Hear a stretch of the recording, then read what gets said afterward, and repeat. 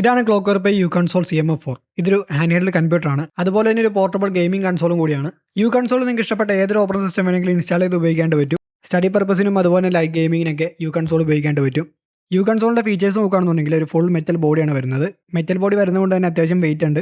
അതുപോലെ തന്നെ ഡിസ്പ്ലേയിലേക്ക് നോക്കുകയാണെന്നുണ്ടെങ്കിൽ 5 ഇഞ്ചിൻ്റെ IPS LCD HD ഡിസ്പ്ലേ ആണ് വരുന്നത്. 60 Hz ആണ് ഈ ഡിസ്പ്ലേയുടെ റിഫ്രഷ് റേറ്റ് വരുന്നത്. ബാക്ക്ലൈറ്റ് സപ്പോർട്ടുള്ള കോട്ടി കീബോർഡാണ് വരുന്നത്. പ്ലാസ്റ്റിക് അല്ല, റബ്ബറൈസ്ഡ് ഫിനിഷാണ്. യു കൺസോളിലെ ട്രാക്ക് പാഡിന് പകരം ഇവിടെ കൊടുത്തിരിക്കുന്നത് ട്രാക്ക് ബോളും അതുപോലെ തന്നെ മൗസിൻ്റെ ലെഫ്റ്റ് റൈറ്റ് ബട്ടണും സെപ്പറേറ്റ് ആയിട്ട് കൊടുത്തിട്ടുണ്ട്.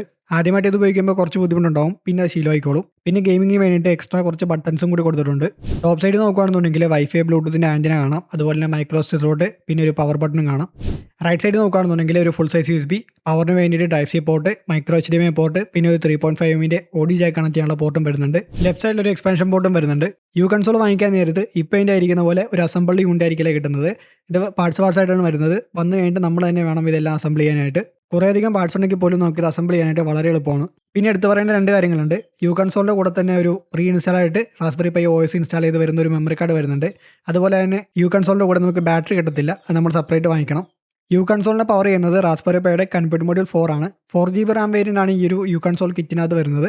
വേണമെന്നുണ്ടെങ്കിൽ കമ്പ്യൂട്ടർ മൊഡ്യൂൾ 4ൻ്റെ ഹയർ റാം വേരിയൻ്റ് ഉപയോഗിക്കാം. അതുമല്ലെന്നുണ്ടെങ്കിൽ ഇത് അപ്ഗ്രേഡബിൾ ആണ്.